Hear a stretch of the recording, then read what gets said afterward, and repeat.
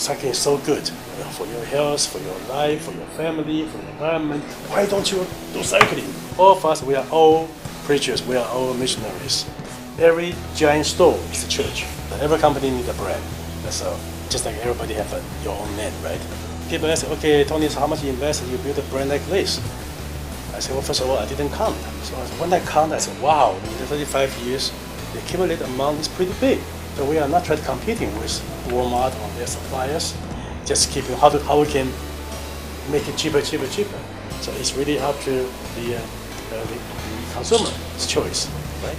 Some like hamburger, some like sushi, so it's different. We have all our factories, they are competing each other. Because we don't have a line say you can only do this, you can only do that. So our factory in Taiwan, that every day they are thinking how they can run fastest.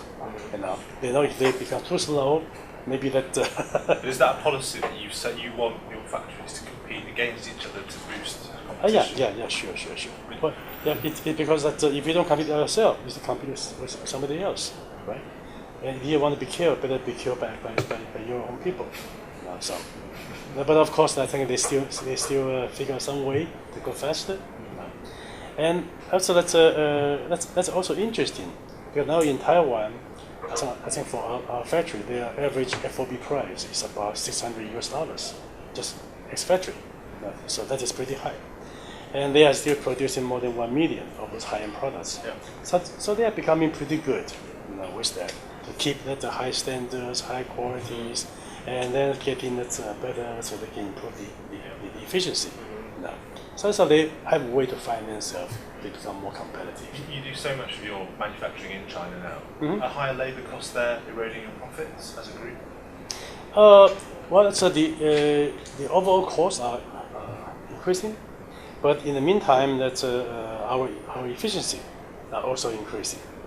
Jian is very good in learning the so-called Toyota production systems, and also because of our size. Last year we produced 6.3 million bicycles, so we are very close relationship and with all our supplier. We call it G-Team supplier, and so work together. There's a lot of way how to eliminate waste or improve efficiency. So we continue to improve cutting cost, but those should be more profit, but that's been compensated by the increasing cost. But anyhow, so that we can still maintain. And is automation the future of efficiency? Is that a way to cut your costs? Robots? Yeah, well, that's it doesn't matter where. That is our continuous improvement. That is our own philosophy. Jian been in business for 41 years now. So every day we are still talking about how to kaizen, how to improve. And we find that it's amazing, but it's always some way to do things better.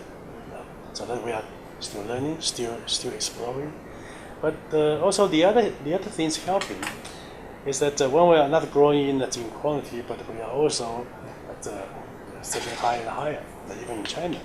So also with the more revenue. So some of the fixed costs, when you have higher revenue, so the percentage becomes smaller. So that's economics. Yeah, so it's not just purely so where's cheap, where's cheap. And also China, even we are the largest company, but we are not doing the cheap bicycle at all. We're not doing cheap bicycle at all. That's Your lowest end bike is like how much would that retail be? Your lowest end. Oh well, so for instance, if we take the U.S. The oil market, our lowest retailer may be about $300. Okay. Yeah, to start. From 300, then we go to 3,000, 5,000, even 10,000. Keep going up. Yeah. And for instance, if you are in the United States, the largest retailer is Walmart. Yeah. So Walmart selling maybe 9 million bicycles, but Walmart, the average retailing price is $100. Yeah. Cheap bikes. So they're 100, and even our entry level is 3 times, and we go up to 10,000. So with the way that the business we choose, so we are not trying to competing with Walmart or their suppliers, just keeping how we can make it cheaper, and we try to provide what we call the premium quality, but with the best value. So we believe, okay, this is a good bicycle, give you recycling, either for $300, for $3,000, or $10,000 for different purpose. But we try to give you the best value out of that kind of bicycles. So that's So those $100 Walmart bikes, presumably they're manufactured in China for low quality. Mm-hmm. That's the competition at that very low end. Oh well, that's a no. We are not really competing with them. No, because the people want to buy bicycle for $100. No, that's even for us $300. Oh, you're too expensive. They're just looking for a bike they can ride. Yeah. No, but for people that they are looking for cycling to really enjoy bicycles, they will understand why giant start from 300. Looking at after they try, they say, okay, this is no comparison. So this is so their low price really become irrelevant to us. So that's interesting. They are 100 and we're so high, but like a two different world. So being the 1.8 billion US dollar elephant in the room, who do you consider is your most serious or most interesting competitor? Yourselves? Yeah, ourselves. Okay. Ourselves. No. No, we've been very very friendly with all the other other manufacturers. Mm-hmm. No, we believe that's okay. Even we compete, we're not the enemy. Mm-hmm. Especially some of the strong brands, they are also still our customers. 70% of our business is giant brand. We have 30% with a few strategic partners. We've been doing business for 20 some years. Mm-hmm. So that's we're competing, but not competing like this. We're competing like this. They have their philosophy, they have their own retailing, we have ours. So it's really up to the consumer's choice, right? Some like hamburger, some like sushi. So it's different. Mm-hmm. It's different. So that's so on one hand, the competitor is ourselves. How to become better? But secondly, that's we also try to how we can enlarge the pie. When you enlarge pie, then everybody can have a bigger piece. Mm-hmm. And that's why even in a small market like Taiwan, now we have advocacy that the government now it's from no cycling path, right now it's more than 3,000 kilometers. Mm-hmm. And we even have we organize so many events, and so we have the giant touring company. Right. Organize all the tour of Taiwan. So, we provide everything, all the service you can do. And even now, as we are in charge of the U-bike, Taipei. Yeah, that is the most popular one. Okay, that took us 5 years to do not only bicycle but all the system, service, all thing. Mm-hmm. But with all of this, so now in Taiwan, the cycling become more and more and more. We become more. We are the number one brand here. So of course, we benefit. Mm-hmm. And not only in Taiwan, we also expand experience into China. Mm-hmm. So now China market also start to grow. We're also try to do something in Japan or in all the other places to see how we can help the total cycling. Yeah, where does I feel like you guys are very different from many other Taiwanese companies in that you do put a lot of effort into the marketing process. So mm-hmm. enlarging, what you say, enlarging the pie. Where does that inspiration of realizing that you have to do this come from? Where are you learning? Is there a model that you're looking at of a foreign company or a place that's doing this really well, and you said we should do this for the bicycle industry as well? Well, that is a very good question. That's a very good question. Well, bicycles industry is a very old industry. Oh, totally. Yeah. It's 240 years, so it's very, very competitive, and the margin is very small, and it's not too difficult for people to come into the business, right? Even one guy have a small bike shop, he can make a bicycle all by himself. Yeah. No, we are making 6 million, they are making 1, but he can make it. Yeah. He can also easily be your competitor. It's low barrier of entry. Yeah. So that's so this is always struggling, and because the nature of business, we don't have all the marketing budget to advertising to do all of that. No. So that is always a struggle. Yeah. Building normal sales. But I feel like you do that more than say other kind of manufacturers in Taiwan, for instance. Yeah. True. Yeah. So that's I think what I learned is that this always trouble me. We still make some advertisements, some of these, but we don't have enough budget. But one day I was sitting in the United States, sitting at the Starbucks. Then I said, well, so how I come to know the name Starbucks? I think one was my first time at Starbucks. And that's just it's a friend told me, have you ever go to Starbucks? I said, no. It's okay, let me take you. So we have a coffee, and then we like it. Since then, for 20 years, we've been their customers. And then I try to reflect. So when did I see an advertisement of Starbucks? No, Never. Never.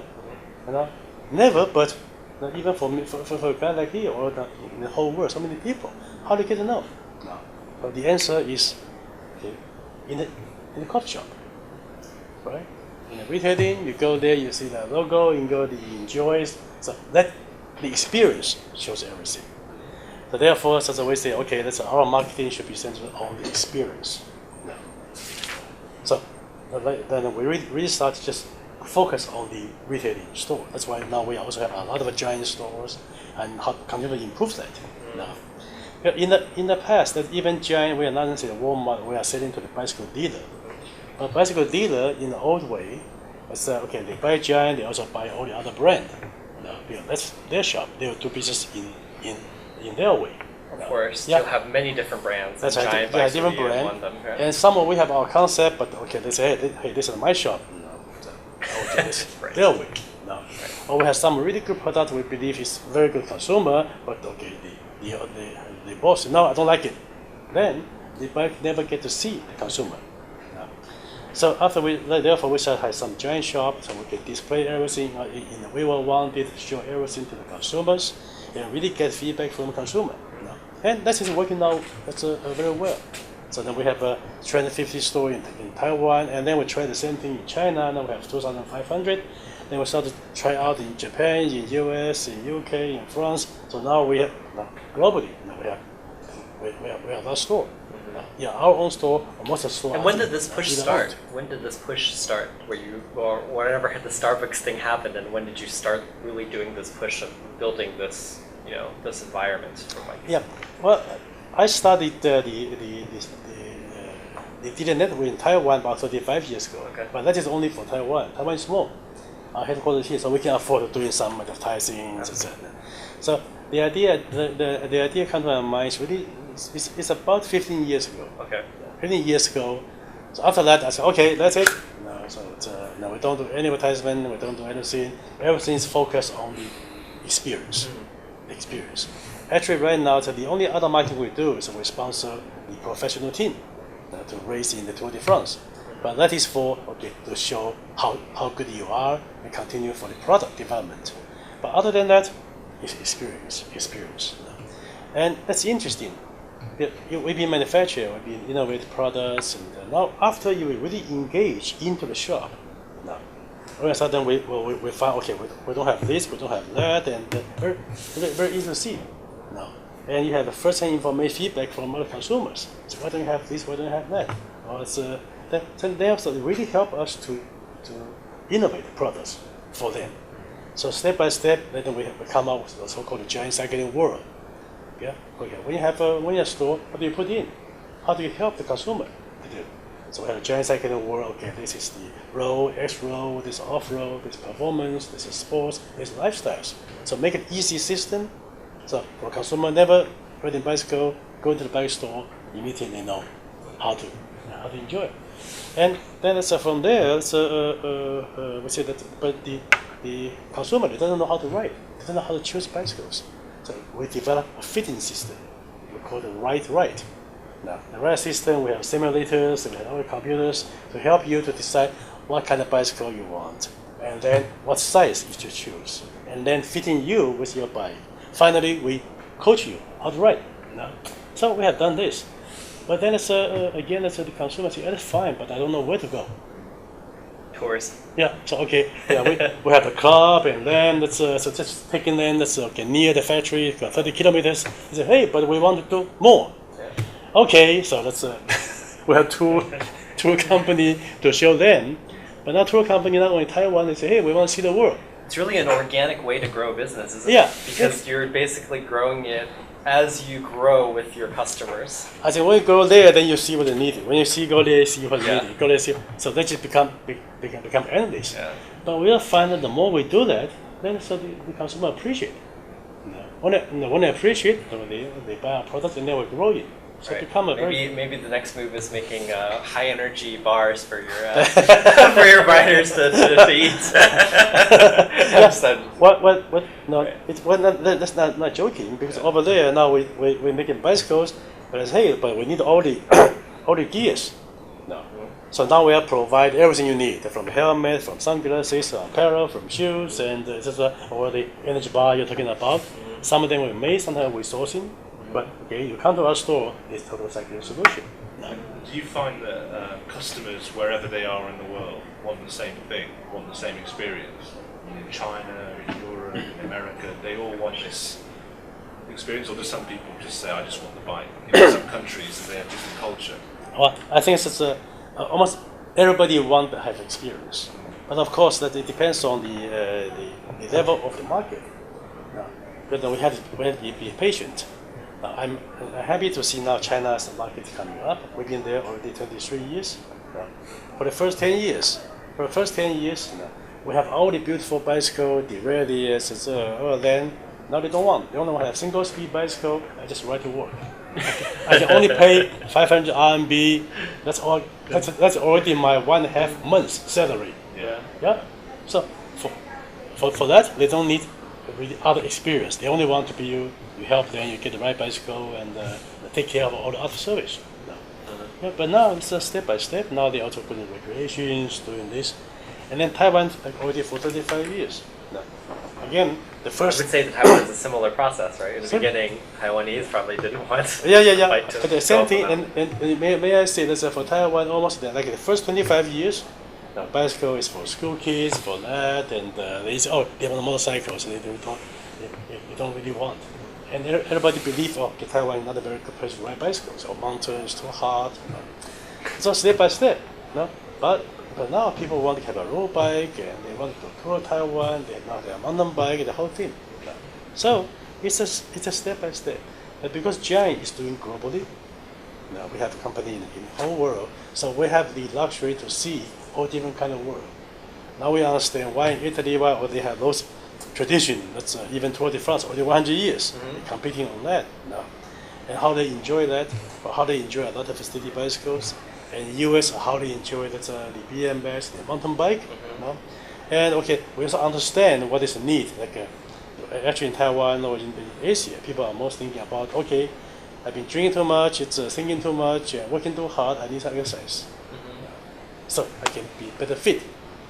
So we understand that, and so we be able to guide them or provide the right service and right experience for them. But the experience I talk about in Taiwan, for us, it's great experience.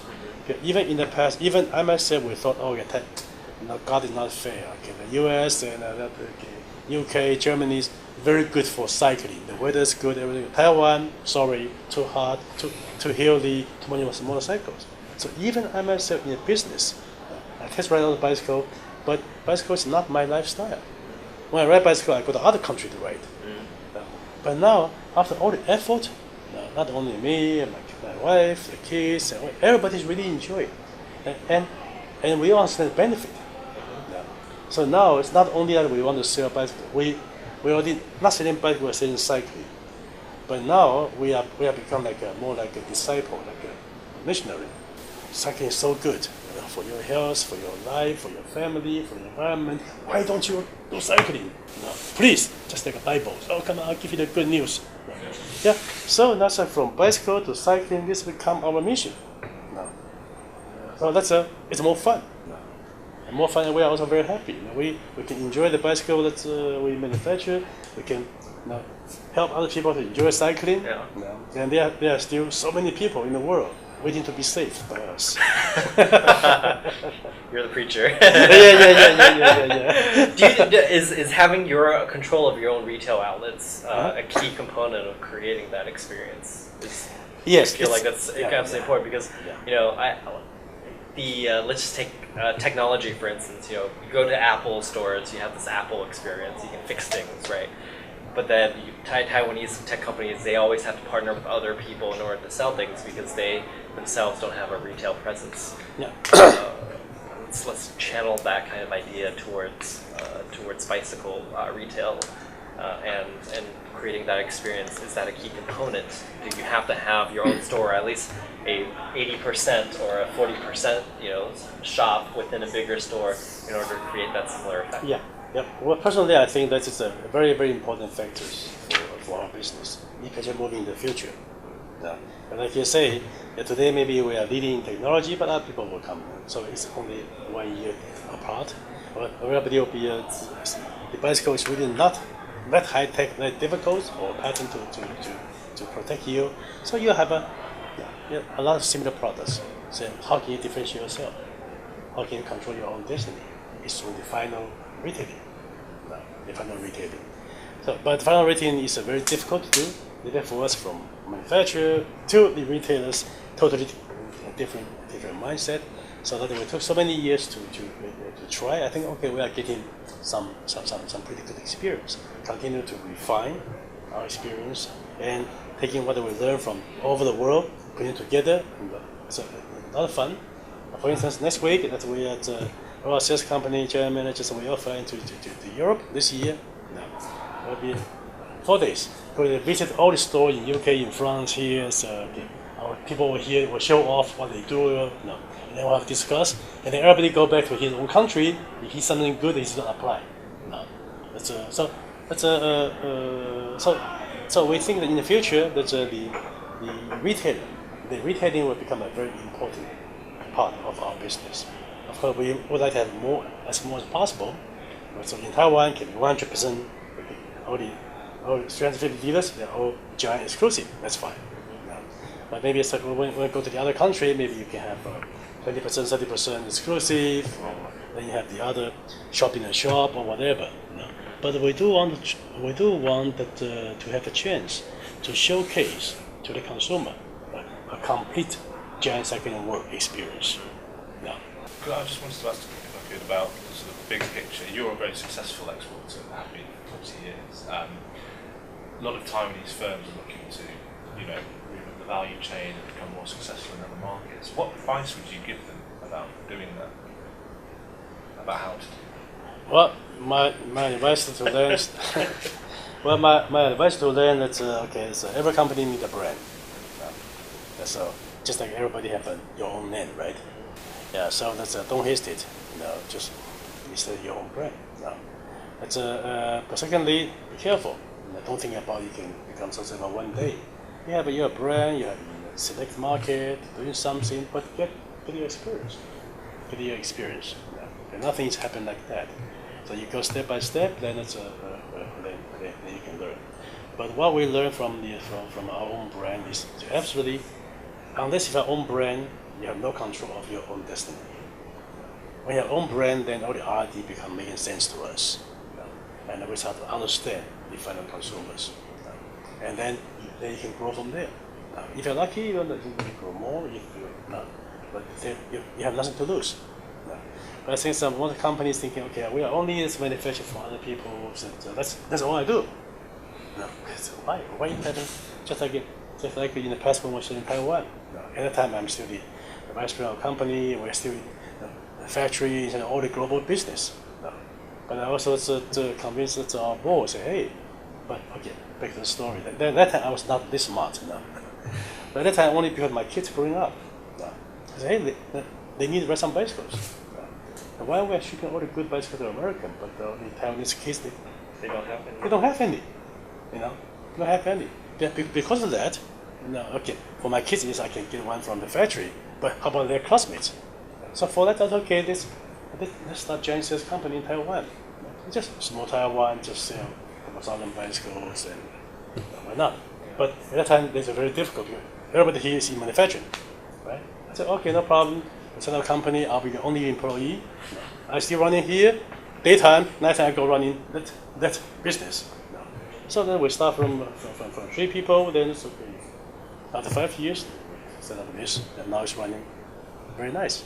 But if we didn't do that at that time, maybe today we're still busy just in manufacturing.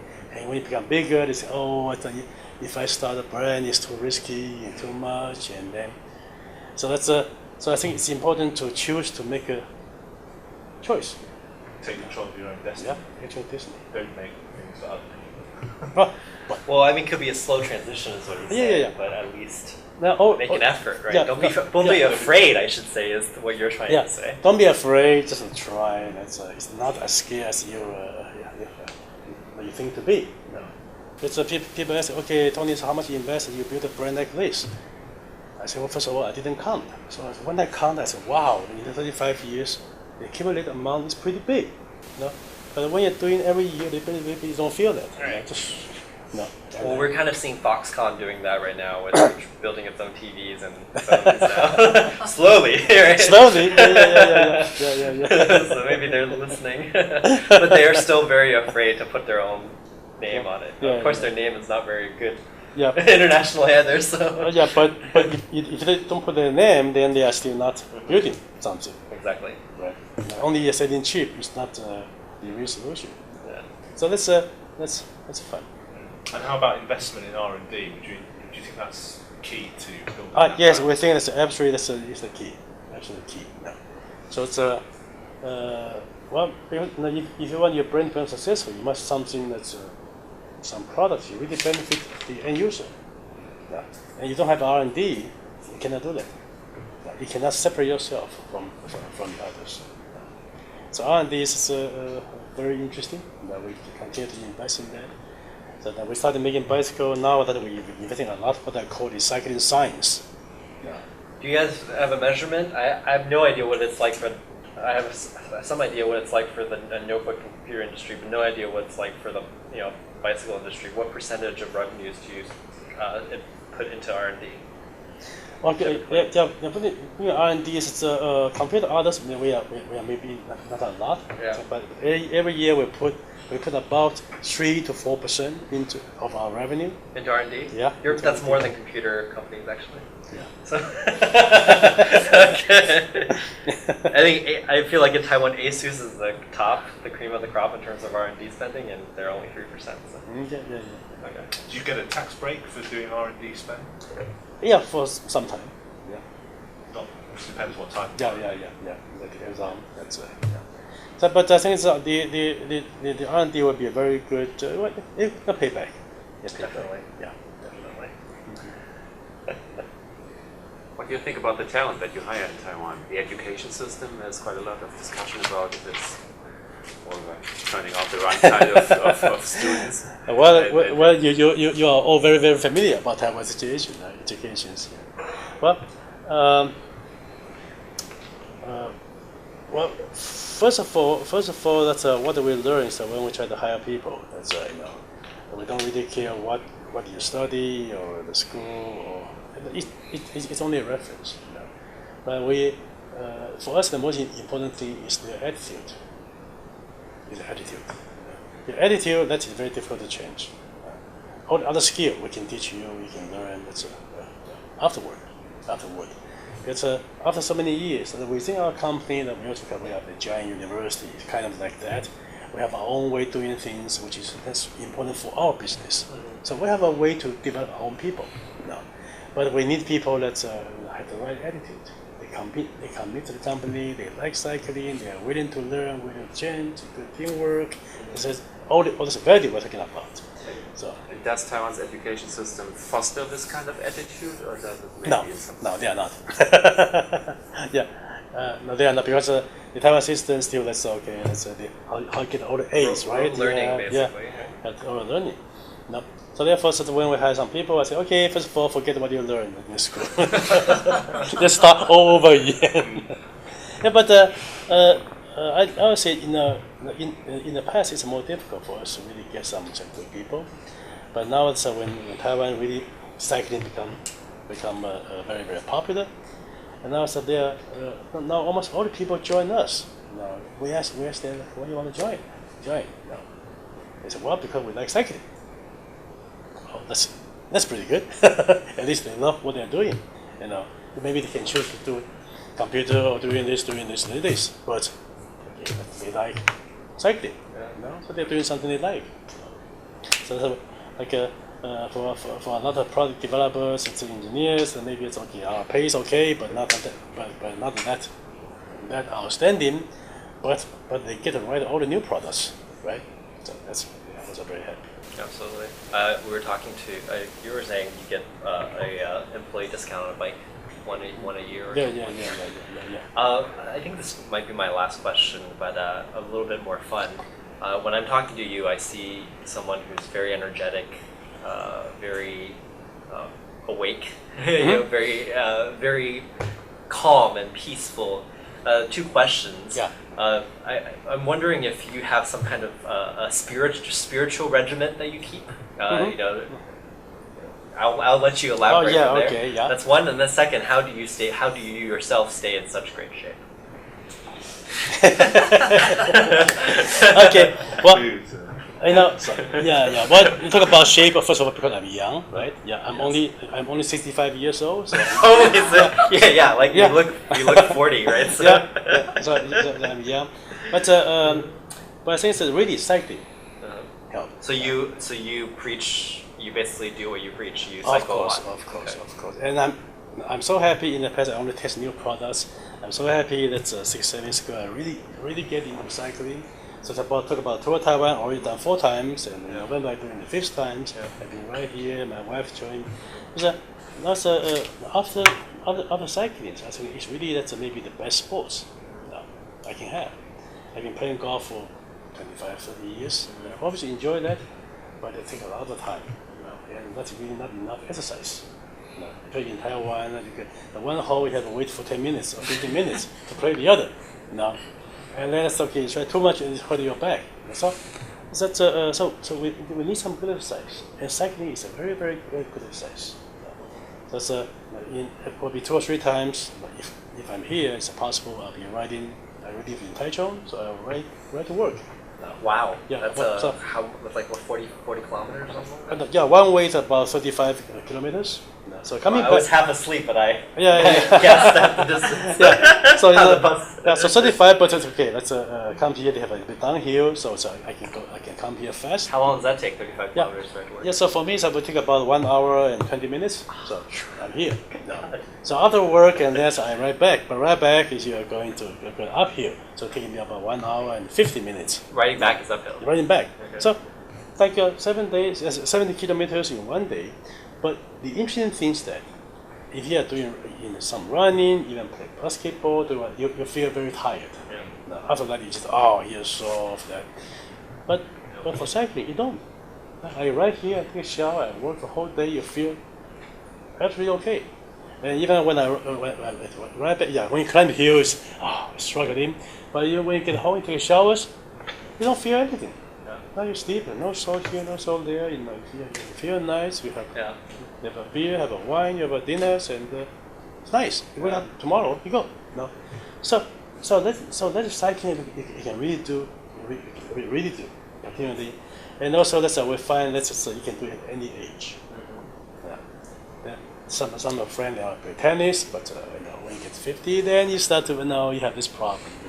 You're running and you see that you have that problem. So there really not too many exercises you can do at your older age when you most need it. So now for me, it's absolutely no problem. And if you see our chairman, he's now 79. He looks just 73. 79. You don't believe that. Yeah. So he's also riding possibly every day 40 kilometers now. And so now we all change each other. So we should riding this around Taiwan when we are 100 years old. So we are so lucky to have a sport which is not very effort needed. It's a lot of fun. You can pick the right time. That's why I like to. Taiwan is pretty hot. So in the morning, fine, come here. Then going back is already almost at the downtime. So it's nice. So that's the answer to your question. And the second question is that I'm a Christian. You're a Christian, yeah. So I'm spiritual. Yeah. Well, I was not a Christian. I was a Christian become about 17 years. Okay. Yeah, 17 years. But become a Christian has also helped a lot of things. That's why now you see all the term I'm using. I want to save all the people in the Of world, course. right? Yeah. Yeah, I Just said, as much. I said all of us, we are all preachers, we are all missionaries. Every giant store is a church. Yeah. Every giant store is a church.